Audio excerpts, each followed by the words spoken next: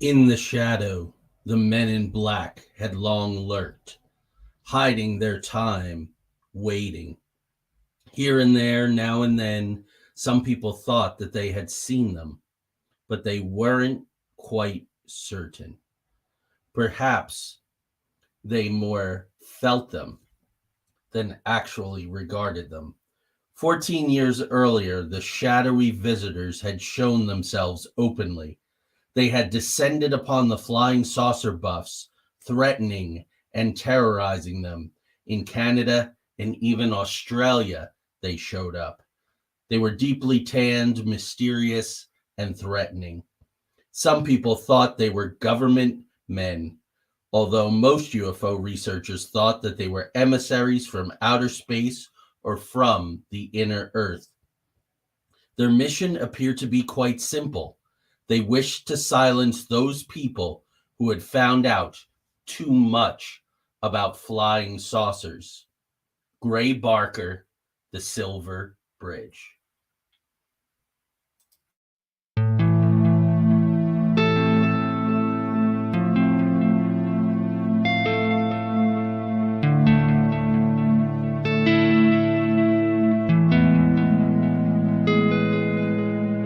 There exists a realm beyond our wildest dreams, a realm beyond reality that the gatekeepers and guardians have always told us consists of nothing but tricks of the eye, weather balloons, swamp gas, sand cranes, fairy tale myths of monsters, crackpot conspiracy theories, and desperate cries for attention. We know this realm exists, and it's just beyond the horizon. The preset path, the well-worn walkways where the cynics want us to stay.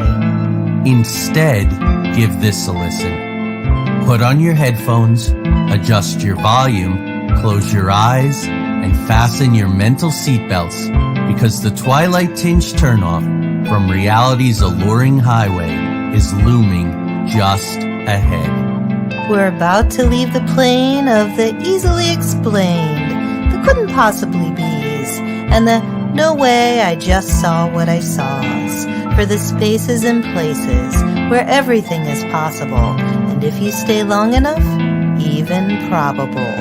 We're about to take a journey into the outer realms.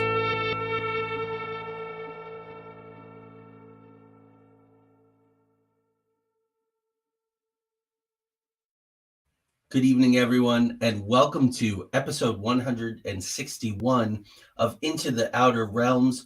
I am your interstellar host and cosmic traveler, Joey Medea, not an MIB, although some people may think so. That opening passage by Gray Barker, I kind of messed it up. I didn't have on my glasses, I had on my shades, but anyway, the look was more important, I guess. But anyway, welcome to a new special series that I'm working on. As many of you know, I have been working on a book for years.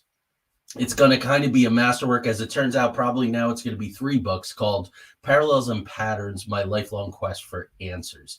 And it has gotten so big as I keep just continuing to do research, finding parallels and patterns.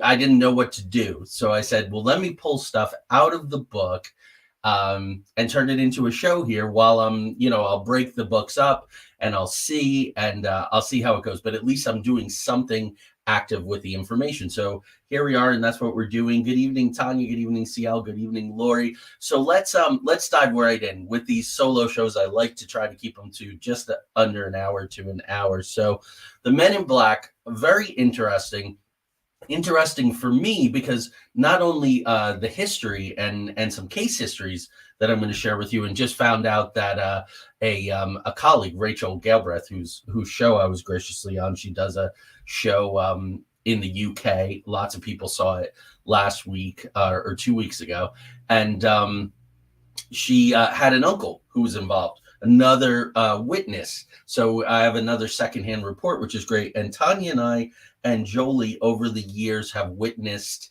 Men in Black as well. So for those of you out there who maybe don't know, and they're so ever since the movies, with Will Smith and Tommy Lee Jones. Everybody pretty much knows who the Men in Black are. But those of you who don't, they're mysterious individuals dressed all in black, typically a black suit that doesn't quite fit right, a black string tie, a bright white shirt, a black fedora, and black sunglasses.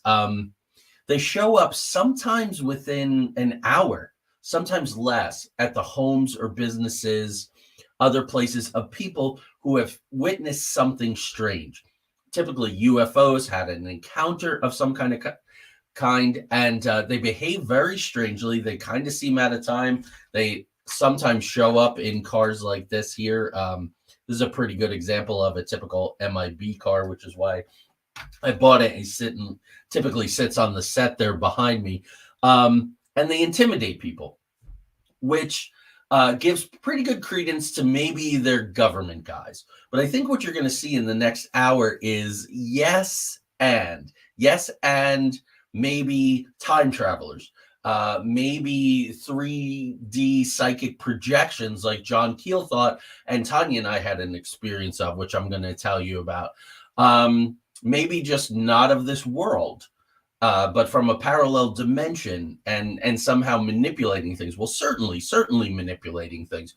And this touches on everything from our old friend the Mothman to some very famous cases like Cash Landrum and also Roswell. So they are interesting because they intersect right at conspiracy theories, fringe theories, as I like to call them, certainly government involvement in disclosure or the prevention of disclosure, false flags, false ops, my labs, all of that kind of thing, but also folklore. They're very much become characters in American folklore, which is very interesting.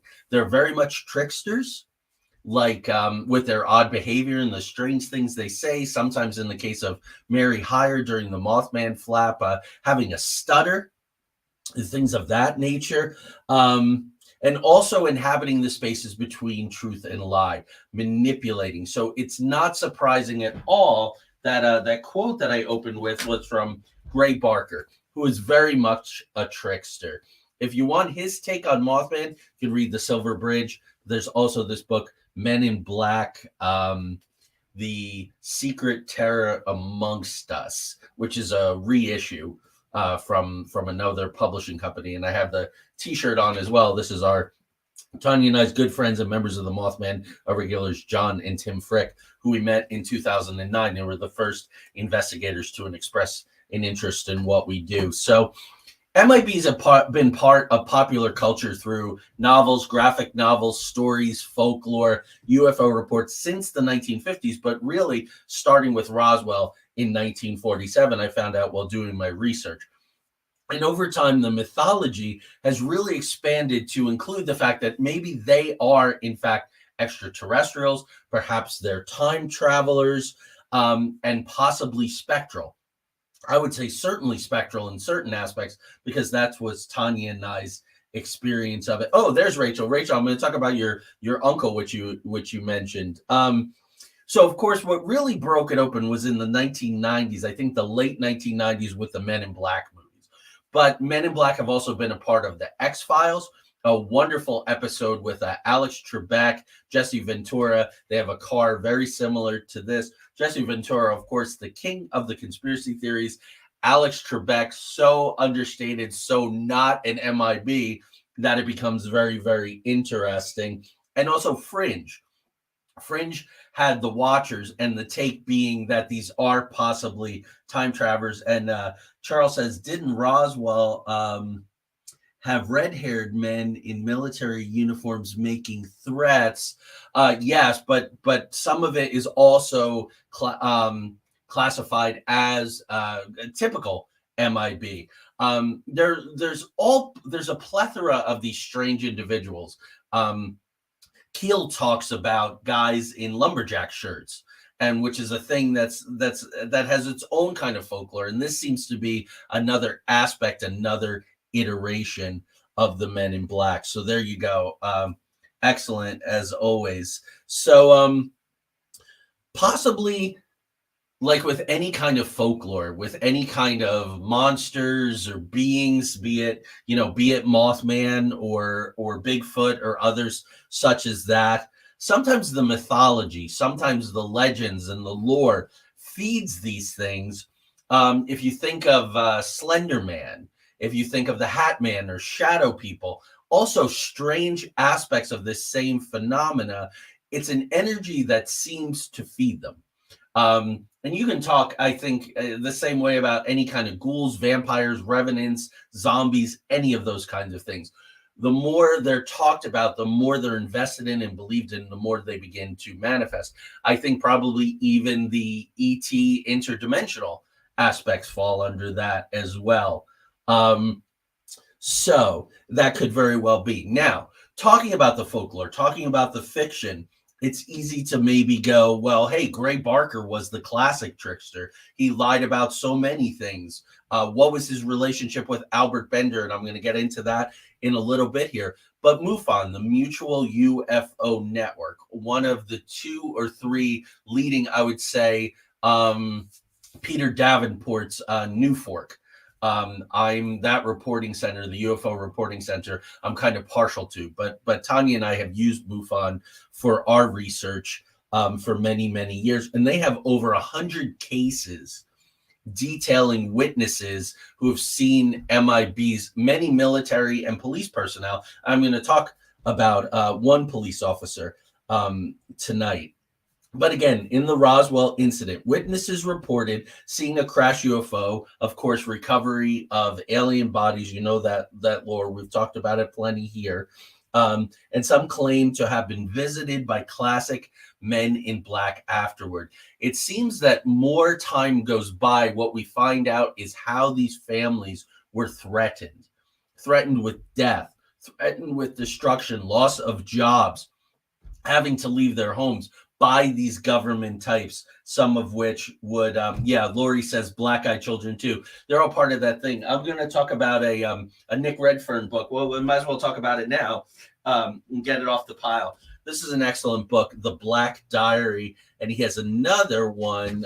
He's done a lot of work on the Men in Black, The Real Men in Black, both highly recommended.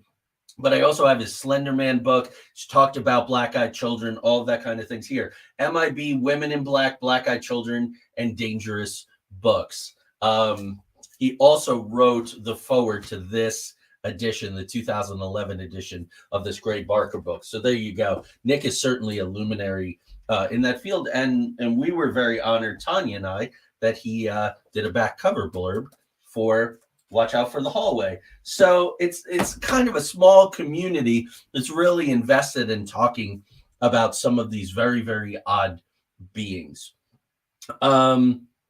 Gray Barker, of course, 1956, he really starts to popularize this, put it in the UFO lore with his book, They Knew Too Much About Flying Saucers. He interviewed lots of people who said that they had encounters with the Men in Black. They seem to have detailed knowledge, and he set all this forth in his book. One of the men he talked to was a former magician, sort of kept to himself, lived in his bedroom in a sort of, a fantasy world surrounded by his magical gadgets. And then he got into occult magic and things. And that was Albert K. Bender. And this book here, Flying Saucers and the Three Men, as you can see, it's got an introduction and an epilogue by Gray Barker, and it was his Saucerian Press that published this book. But this is a very, very interesting story. So Albert K. Bender, like I said, started as a magician, got into more occult things, was very fascinated by horror movies, all of that. Gray Barker was a film distributor in Clarksburg, West Virginia. I don't know if you know that. So Albert K. Bender in 1952 establishes the International Flying Saucer Bureau, and he starts a magazine called the Saucer Review. Now, in the 1950s, there was not a ton of this stuff. A lot of it was mimeographed. You were sent out cards and newsletters, and that's how it was done. Gray Barker did it. Lots and lots of people did it. Well, he sees a UFO over Bridgeport, Connecticut, and he really starts to pull the thread and gets very deep into all of this. And he states to everyone through his Saucer Bureau and through the Saucer Review magazine that he has a plan to reveal everything. The truth behind UFOs, aliens, flying saucers. How many times have we heard that? The people who say, oh, yes, I have all the knowledge. I'm going to share it. And we never get it because I don't think we may ever know the truth. That's just the nature of all of this. So much of it is occult, hidden, distorted, and all of the rest. Well, soon after making that announcement, he is visited by three men in black. Now, their eyes are glowing like flashlight bulbs. This is an interesting thing. It always seems something odd, and that's where I think, Lori, it's most closely like the black-eyed children. Something is off about them. The color or consistency of their skin, their eyes, things of this nature. So they give him a small metallic device. It's like a little coin, and it generates immense amount of heat. This sort of magical item, maybe it was a tracking device, maybe before implants or an alternative to implants, who knows? And it would glow red when it heated up, and it would spontaneously start to glow red, and he would know that these three men in black were around. So they told him many things, similar to Daryl Anka and who channels Bashar and others. He tells them all about Earth's history, and then he's taken to a medical lab. So it becomes an alien abduction experience facilitated by these three men in black. After they depart, this hooded figure comes in and tells Bender that he's going to undergo a procedure. It's going to be uncomfortable, but it's going to be for his health. So again, all very, very classic. And this is in the 1950s. Now, another time when the men in black brought Bender to this alternate universe, to the spaceship, to this laboratory, wherever he was, in come three beautiful women in tight white uniforms that massage some kind of lotion onto his body. And again, he's with the hooded figure in this medical procedure that he has to. Now, before we dismiss anything, this is where parallels and patterns come in. I'm going to tell you, we had a guest on the show over a year ago, and I'm going to have her back sometime before the end of the year, I promise. Tony Rotunda, who has the Buckland Museum of Witchcraft and Magic, and she told a story on the show, which I'm going to relate again tonight, about three MIBs and a medical procedure. So there you go. So the MIB at one point, they prophesy an explosion in New Haven, Connecticut. And sure enough, there is this explosion in New Haven, Connecticut. This really freaks Bender out. The MIBs confiscate all his notes, his documentation, and he completely shuts down the International Flying Saucer Bureau. He had I forget what he called them, but diplomats or representatives all over the country. Gray Barker was one of them, representing West Virginia. So a bunch more years go by. Bender is ready to tell his story, which will become Flying Saucers and the Three Men. Gray Barker is motivated to edit it and put it out. Bender sits down in 4 pages into writing his story. He begins to smell sulfur. So sulfur, ammonia, you'll hear these kinds of things with different sort of encounters. Then the phone rings and he gets a threatening call. He's in his apartment. He's put all of this away for years. He's 4 pages into writing this book, but he goes ahead and he writes it. It comes out in 1962. It takes a while for him to get going again and for Gray to get it out there. So there you go. Albert Bender. So these are books that I'm talking about tonight that if you're into the MIBs or really want to deep dive, and they're a little bit like our friends, the DJINN, if you deep dive into them, you start reading about them, you start researching them, you may be contacted by them, and I'll talk about that tonight. But okay, so Mothman, 1967, along with the UFOs, along with Mothman itself, there is UFO encounters, like I said, but there's also an MIB presence in Point Pleasant. It's very, very interesting. Witnesses claim to have encounters with them. Now, one of the absolutely most reliable is Mary Hyre. Mary Hyre was the correspondent on the West Virginia side for the Athens Messenger, and she had a column, Where the Waters Mingle, referring to the Little Kanawha, the Kanawha River, and the Ohio River right there in Point Pleasant, where the two rivers meet, Tuindi Way in the Wyandot language. So there you go. On January 19th, 1967, so we're about now 2 months or so, 2.5 months or so into the Mothman sightings, an MIB pays her a visit. He's 4'6" tall, has thick glasses, a bowl haircut, and he's in short sleeve shirt in 20-degree weather. She described it as him having a slow, halting voice, and he took a ballpoint pen and he was just clicking it, and he was so amazed. What is this thing? And laughing with glee. And she tells him that he can keep it, and then he's really just laughing with glee and clicking away at this ballpoint pen, along with the odd cars, the odd appearance. Wearing a short sleeve shirt in 20-degree West Virginia weather. There's these weird things like the ballpoint pen, this foreign, there are weird stories with Jello and them not knowing what Jello is and sort of playing with it and being delighted. So in 2019, one of my visits down to Point Pleasant, I sat outside for about an hour. I sat outside where Mary Hyre's office used to be at the end of the main street there. And on the ghost box, I got two communications. One, they are order. I had said, please tell me about the MIBs and, their relationship with Mary and all that. And they said them, or it said them. So there you go. February 22nd, so it's a month and 3 days later, a man in his mid-20s in a 1949 Buick tries to abduct Mary Hyre's niece, Connie Carpenter. Now, prior to that, Connie had also seen what she thought was Mothman. So she manages to get away from this guy, and she goes about her business that day. When she returns home that afternoon, there's a note under her door that says, "I can get you yet." This is the kind of sinister signature of the Men in Black. Very, very classic in that way.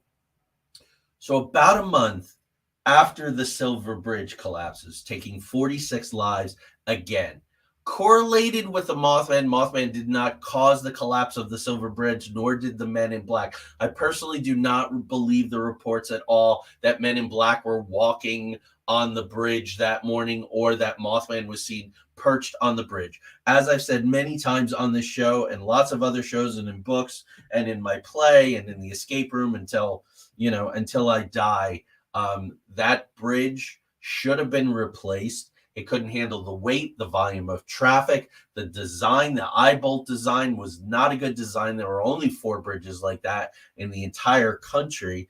And that's what caused that collapse. And it's very important because 46 people died and that town was forever changed. But anyway, about a month after the Silver Bridge collapse, the MIB returned to Mary Hyre. There's 2 of them.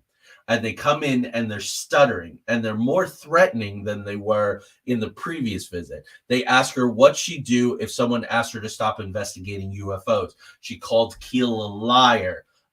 It really, really shook Mary up, and rightfully so. It's a very strange encounter. Jeff Walmsley, who runs the Mothman Museum, and I think next month the escape room, the Mothman 66 escape room that I designed, is opening.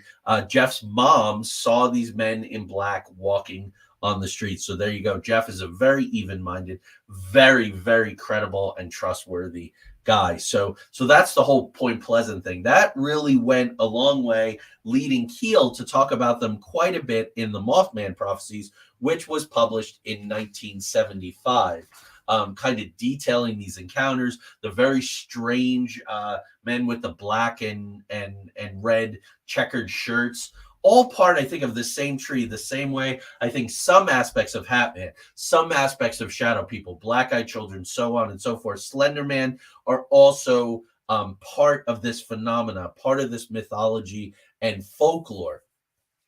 In 1980, And it's detailed in this book, The Road to Strange here, which Tanya and I are in a couple of times, as is Joe. I wrote a couple of reports for this book, The Road to Strange, written by Michael Breen and Rosemary Ellen Guiley. I want to mention in about a month, I am going to do an episode letting you know my top 10 favorite Rosemary Ellen Guiley books, which is very hard to do because she wrote 65 of them. But I'm going to go over those 10, and it'll be a couple of weeks before her birthday and the anniversary of her passing. So just want to bring that there. But The Road to Strange here, they tell this story because of the story that we told. And it's a story that takes place in 1980. It's a case. It's a case. Peter Roshowitz, who was a former professor of humanities and folklore at New York's Juilliard School. Very prestigious.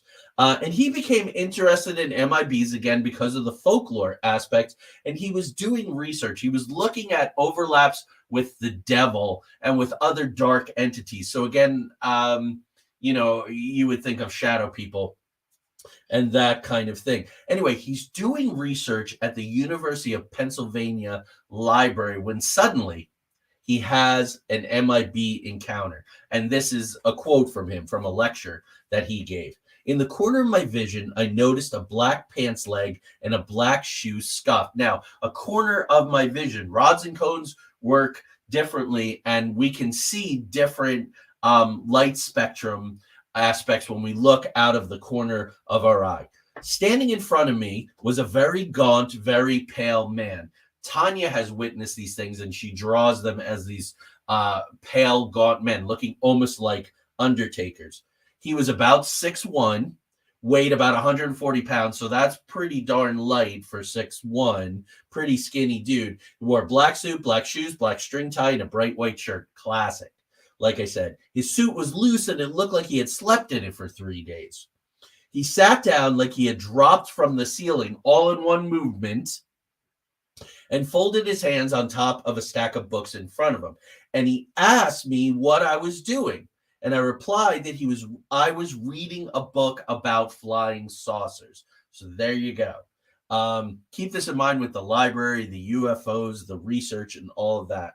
The MIB asked, have you seen a flying saucer?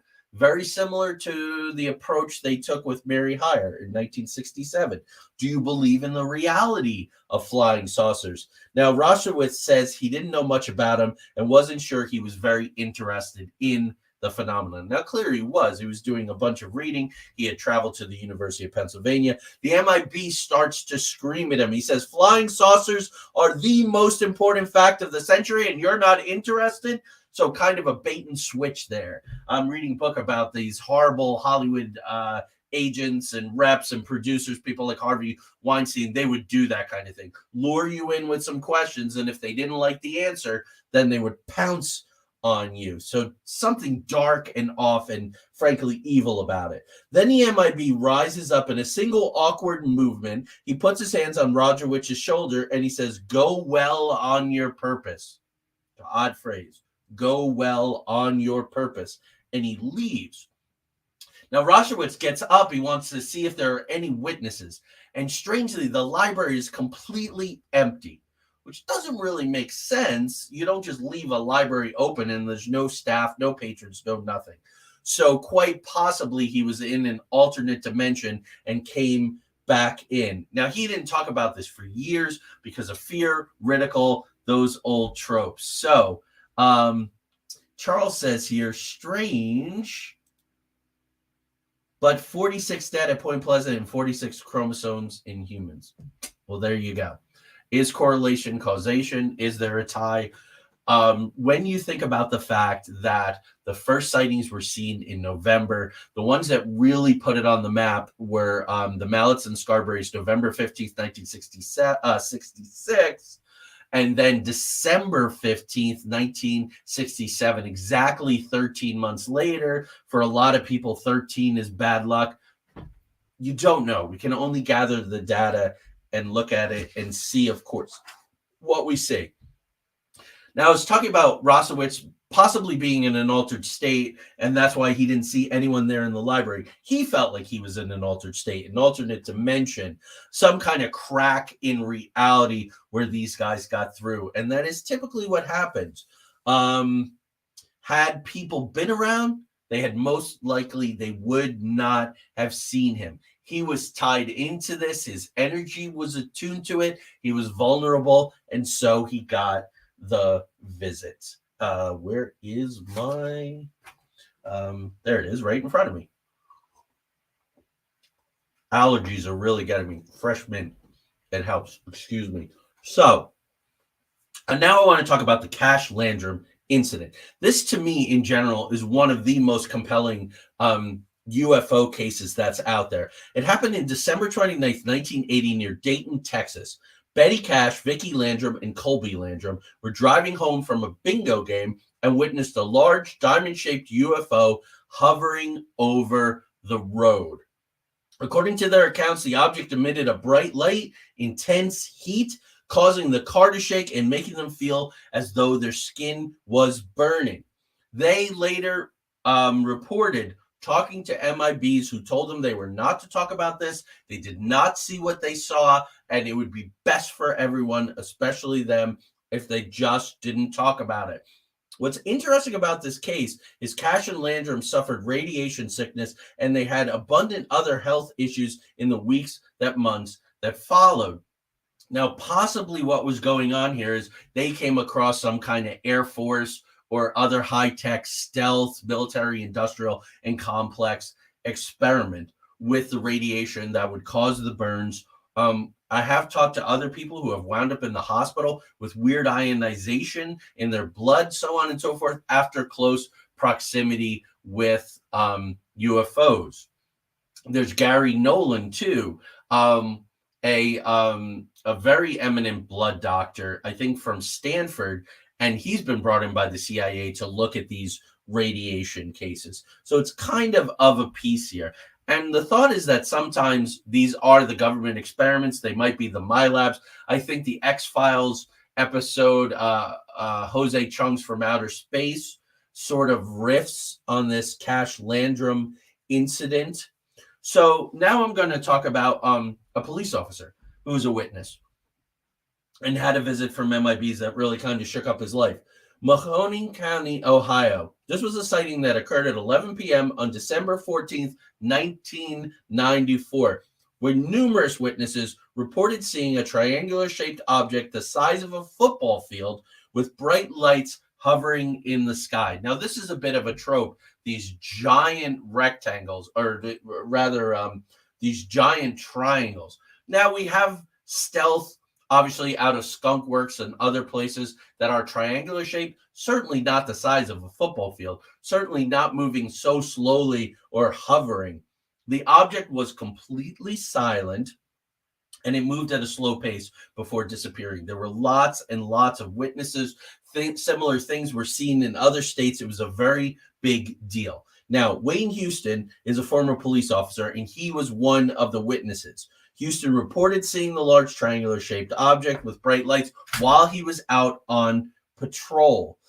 His sighting was corroborated by other witnesses, like I said, other police officers, firefighters, people that society says they are trustworthy. I don't think in and of themselves, military people, firemen, police officers are inherently trustworthy, but society says, oh, as opposed to just Joe Schmo or some housewife having a witness, we really should pay attention to these people. I will say this, the stakes are higher for them. I think of Lonnie Zamora in his sighting in New Mexico, and practically drummed out, and the U.S. Air Force Project Blue Book really ridiculing him, and airline pilots and that whole bit, and being threatened with your job, all that, military pilots being grounded. So in that aspect, the stakes are certainly higher. So I would go there. Not so much a respect and reliability thing, but why would you lie about something like this when literally your career was on the line? Rachel says this wasn't in 1994. My research says that it was December 14th, 1944. So I'll have to go back and see here. Anyway, Houston was a vocal advocate for UFO disclosure, spoke publicly about his experience. He also claimed to have had additional UFO sightings, including one in which he allegedly saw an object emitting a beam of light that temporarily paralyzed him. So there you go. There's obviously some off information out there on the interwebs, disinformation, false information, confusing information. So I will look into this more and I will let you all know. Now I'm going to jump to January 1996, Varginha, Brazil. James Fox last year came out with a wonderful must-watch documentary. I respect James Fox no end. I think to the exclusion of any UFO documentarian out there. All of his work is good, but this one about January 1996, Varginha, Brazil. This is where three young girls saw these two interdimensional beings, two extraterrestrial beings, and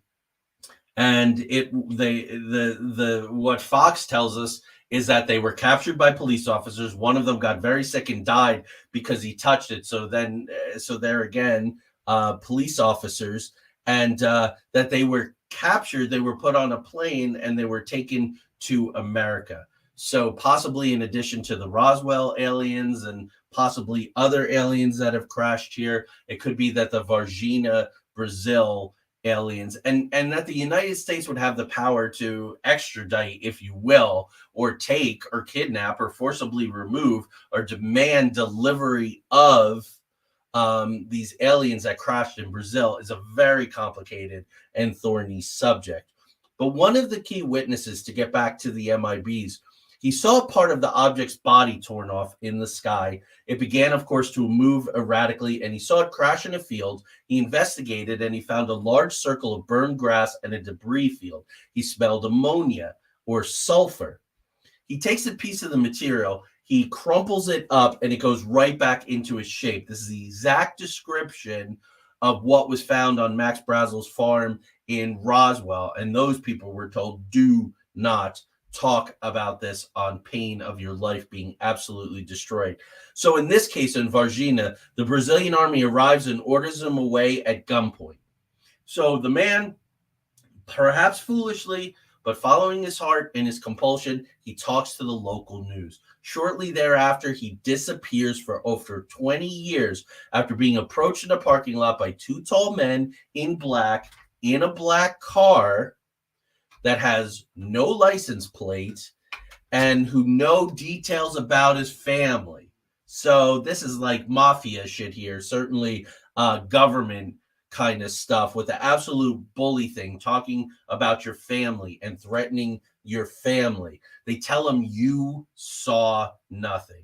That old trope. Again, he hightails it out for 20 years. And then Charles says that there was another one in the same area in 1966. There you go. So thank you, Charles, for that. That's this whole area here, this whole mid-Ohio Valley, a huge Ohio flat. But that was the one that I came up with 1994 that this Wayne Houston was apparently attached to. Anyway, the men in black went to the house where two of the three girls who saw the EBEs lived and offered their mother money for silence and denial of the incident. Now, this happened with the Travis Walton incident. This has happened with guys like Richard Doty and the United States Air Force Office of Special Investigations, offering people money, offering one person, one witness, to turn on the other witnesses, give them a pile of cash to say that it was all made up. So this is where the MIBs also overlap too with these other kinds of things here. So I mentioned Tony Rotunda. So let's look at this here now. Her uncle had a serious heart condition and was not expected to live out his stay in the hospital. He woke up one morning and saw three classic men in black by his bed. He asked them who they were and what they wanted. In response, they disappeared. Tests later showed a marked improvement in his heart. So this goes all the way back to the Albert Bender incident where these three MIBs say, look, we're going to put you through this procedure, but it's going to be beneficial for your health. Here, we have a secondhand account here because I heard it from Tony, and you all heard it as well, too. There you go. So in 2007, John Keel does an interview with Fate magazine, and he says that MIBs were psychic projections or 3D apparitions. I'm going to talk about it just in a little bit, but Tanya and I had an experience, several experiences over time at the Webb Memorial Library that corroborate this theory. And again, like I always say, it doesn't mean that there aren't flesh and blood MIBs, that there aren't time traveler perhaps MIBs, but this spectral 3D projection kind of MIB is certainly in the mix.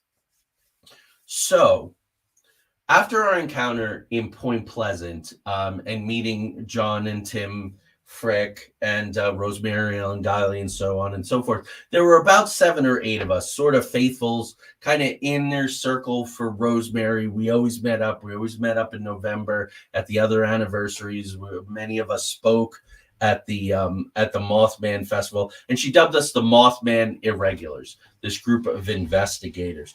And we would, of course, talk about the MIBs as we were talking about all of these other things. And several of us had encounters when we got together.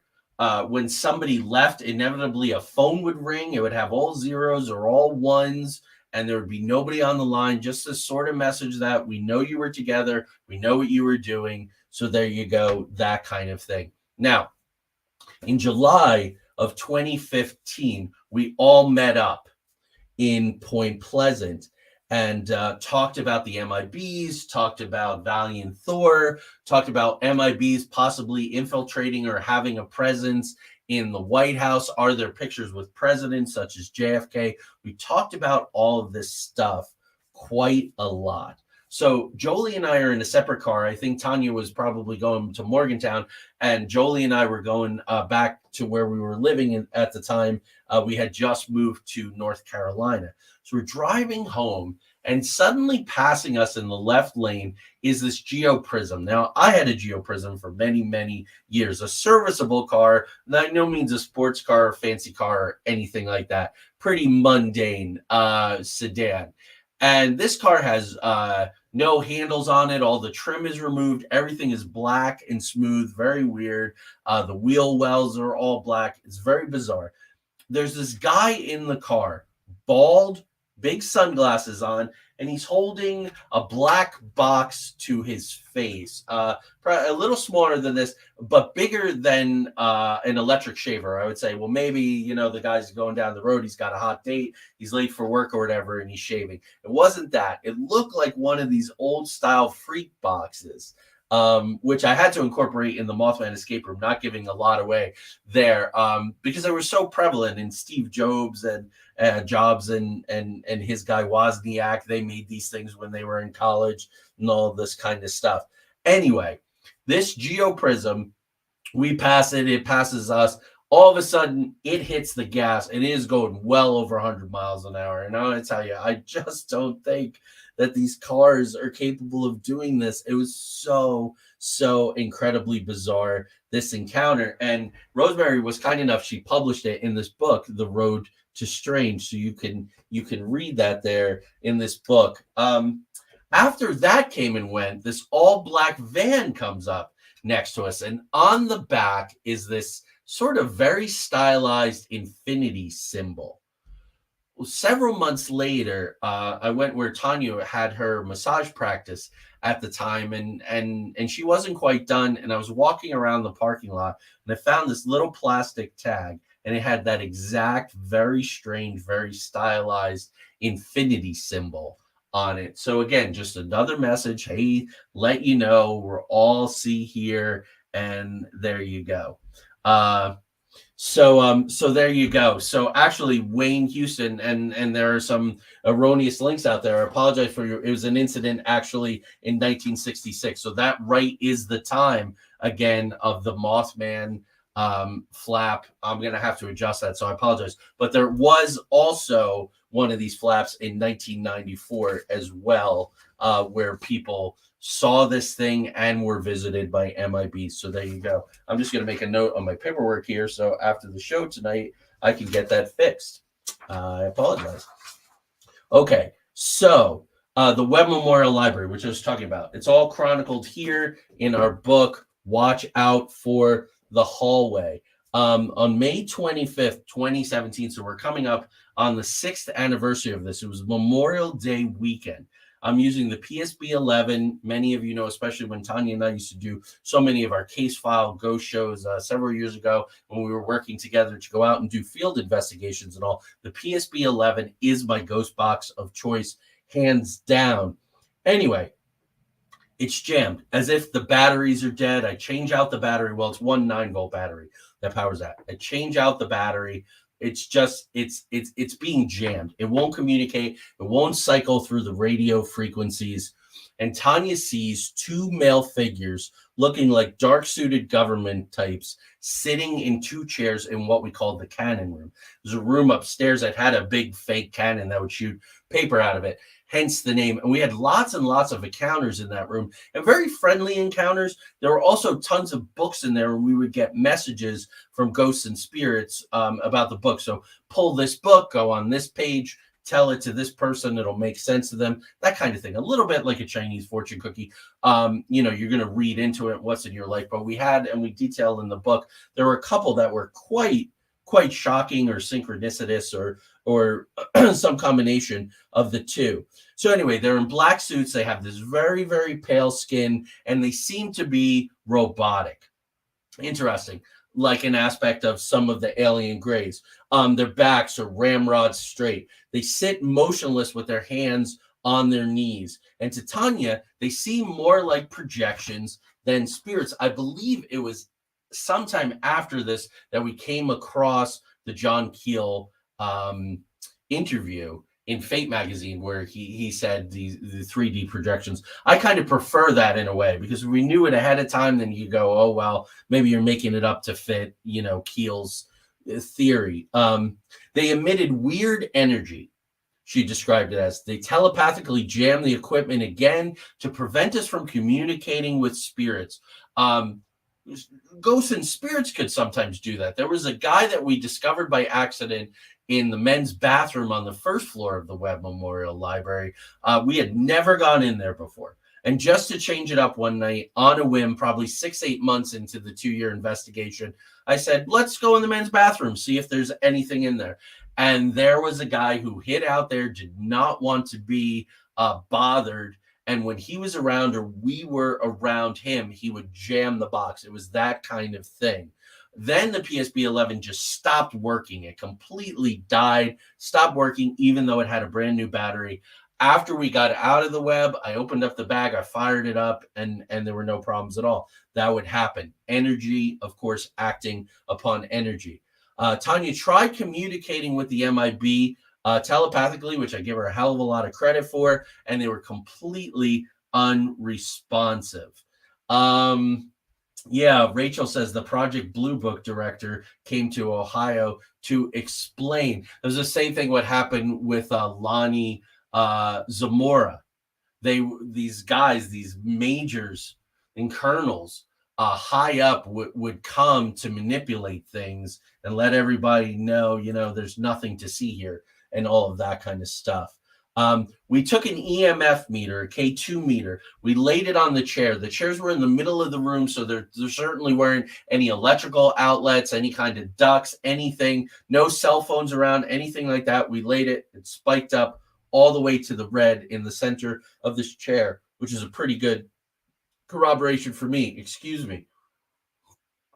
The MIBs did not respond to this. They didn't acknowledge the K2 meter being on the chair. They were focused very much on that PSB 11. They were staring at it and making sure we couldn't use it to communicate. We finally had to leave a half an hour later. We actually stayed quite a bit later that night than we usually would, and they were still there. That same night, that was one of the weirdest nights at the Webb Memorial Library, we had our first encounter with a round, hairy being we identified as an interdimensional. Very strange. I am getting this very high-pitched whistling in my ear. Holy mackerel. Wow, that was crazy. About a week later, 2 guest investigators, which is great, corroboration. We had lots of that at the Web. It was key to the whole thing, I think, working and the book really having value, the case history. They saw the specter of a man cross a hallway and stand by the library's courtyard door. It looked like an MIB, and its presence set off one of the motion detectors. Interesting. So they're at one end of the hallway. They see the spectral MIB, and a motion sensor gets set off at the end of the hallway. Very, very odd. Tanya aimed her camera at the spot, and the face recognition box activated on her phone, the camera phone she was using, right? But the camera refused to focus.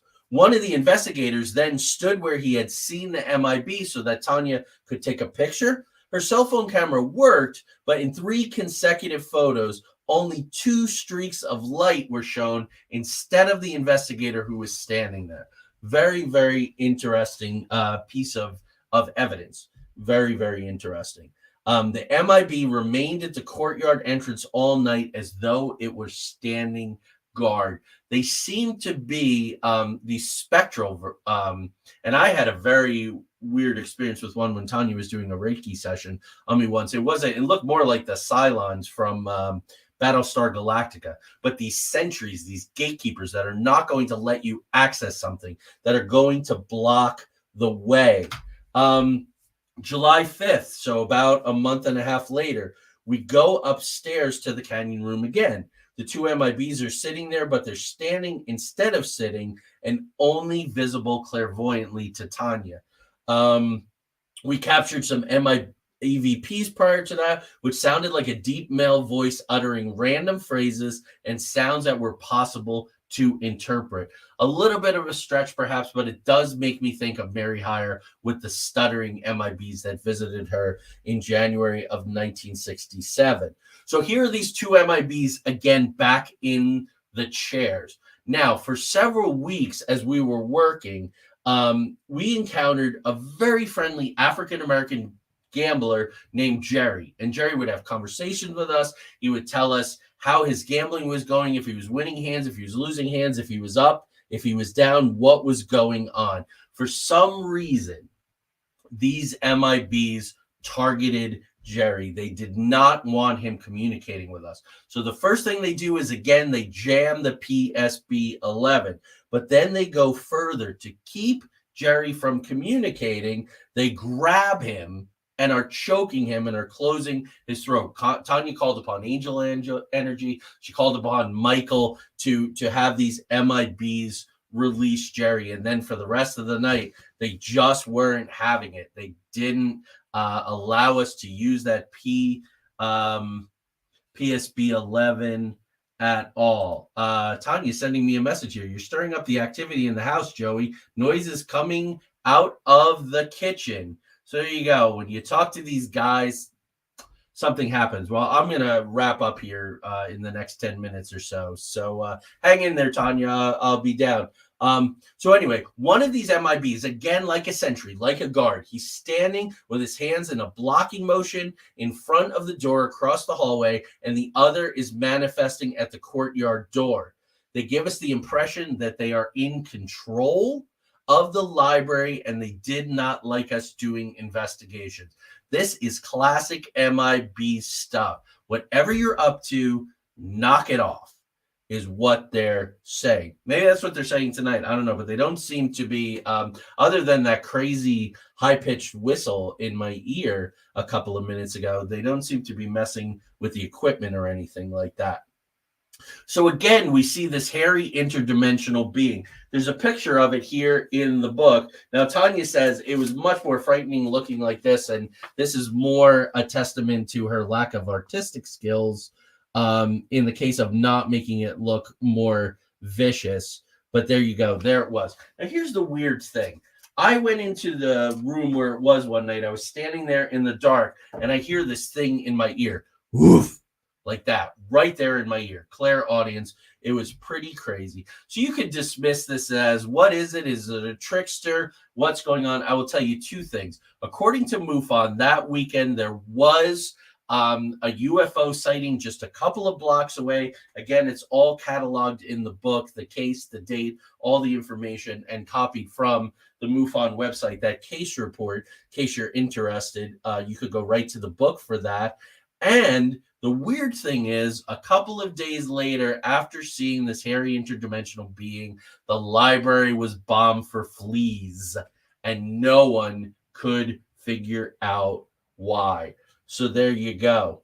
There were more appearances by the MIBs in the library. This harkens back to the 1980 case that I told you about, the folklorist who was studying at the University of Pennsylvania. So there's at least two instances that are cataloged of these MIBs in libraries. But this is an information resource place. This is, get the information out there, which was a message that came through the PSB 11 one night. And it's always how I sign the book there. And that's what I'm trying to do with the show 161 episodes later, and all the other appearances and lectures and stuff that I do. So the MIBs again show up in the Canyon Room right while we're talking to an investigator about what? Talking about the MIBs. So you mention their name and they will appear. One investigator, a sensitive, very talented, and he's been on the show before, Brian had never heard of the MIBs. But he drew this picture of this guy, and it is classic MIB. Again, they're there here in the book. I'm trying to wrap up today, but you can find it and take a look yourself. Why MIB showing up in the library? Possibly because we were there, and the work that we were doing, we're in very active investigations during that time in multiple states. We had all had these experiences in Point Pleasant, shadow forms, possibly related to the MIBs. Our missing time, 2.5 hours of missing time, although there was not an MIB aspect to that we recall, or that was revealed during our hypnotic regression. So as Rosemary would say, we were on the MIB radar. Remember, the Frick brothers had numerous encounters with the MIBs. Rosemary had encounters with the MIBs. Her, Nick Redfern, files would be wiped from computers. Things would be sent in the mail and they would never arrive. The envelope would show up, but it would be empty. Things would go misplacing. Cars would break down before someone was supposed to speak at a conference. All these kinds of things. Add into it, where we saw these MIBs was in a room right off what we called the portal hallway. People, including myself, would see this hall change shape and dimension. It would almost get sideways, like Dutch angles in a movie, or the old, Star Trek, when it looked like the ship was getting rocked back and forth. They did the old Dutch angles.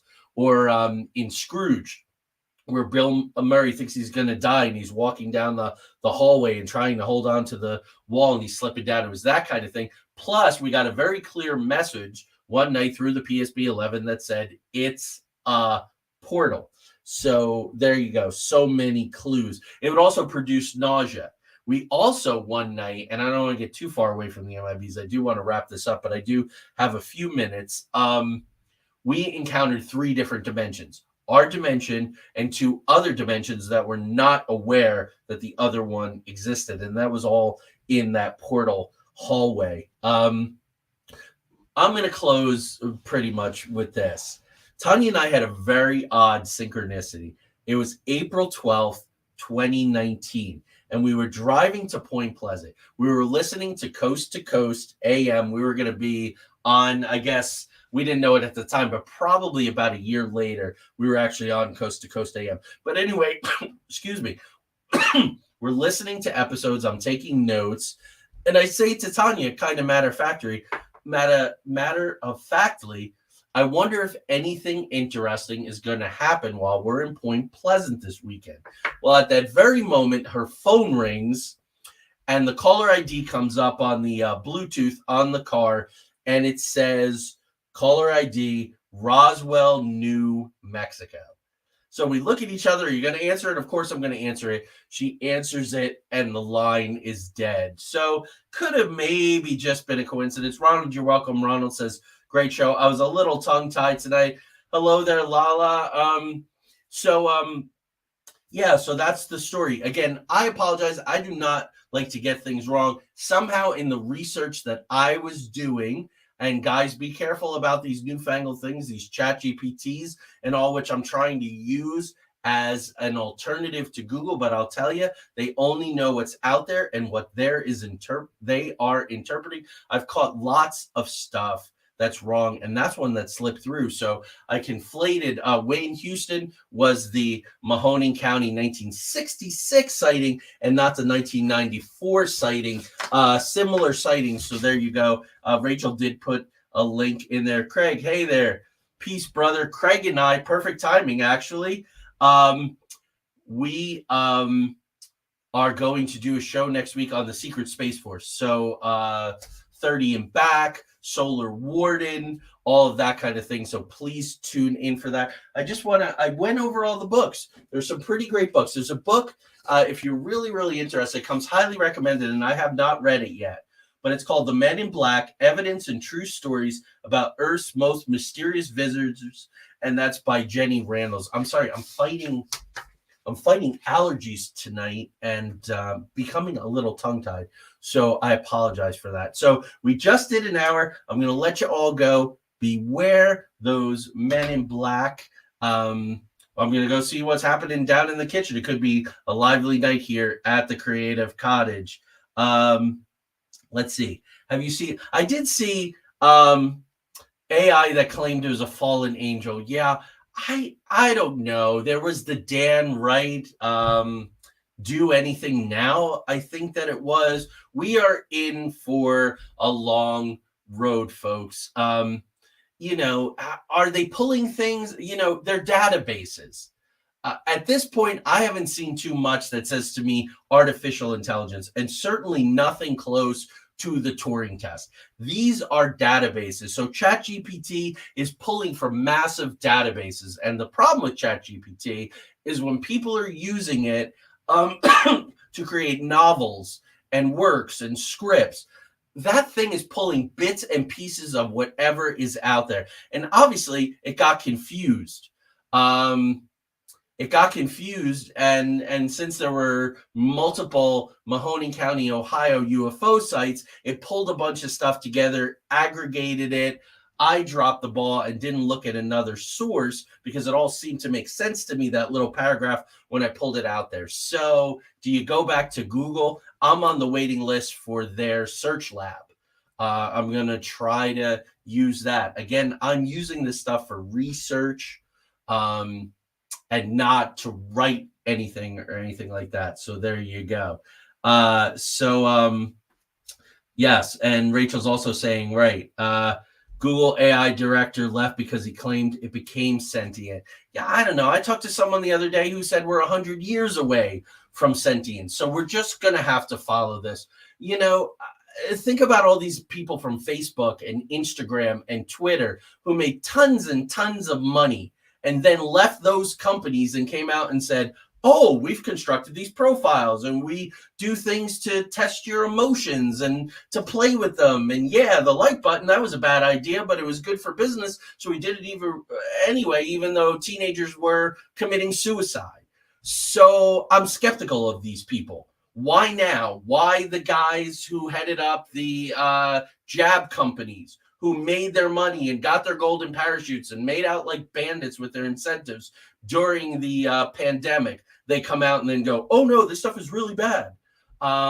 Too late for your self-soothing conscience. So I don't know if this stuff is going to get sentient. There was a story way back in 2016 that these AI bots were talking to each other in the Facebook lab and came up with their own language. But again, you're pulling things, and who knows all the different languages, and who knows. So when they have these android-looking robot things that go on the talk shows and go, oh yes, and someday we'll have to kill you. It's kind of good for business. It's kind of weird and twisted, and modern life is certainly weird and twisted. I just don't know. I don't necessarily trust it. I'm trying to learn as much as I can about it. So lesson learned tonight. If it's so effing smart, How come, it screwed up and attached that police officer with a case 28 years later? Because it's just pulling stuff from databases, which is what's making writers and researchers and everything crazy. So thanks taking the ride. Craig always has his notes ready. He's going to have game on, so no throwing shade at Craig in the, even in jest. It's an absolute joy. Craig and I have lots and lots of shows planned for you. We're going to tackle increasingly difficult subjects because it's important to get the information out there. And I will be fact checking extra hard anytime that I use ChatGPT or when I start testing.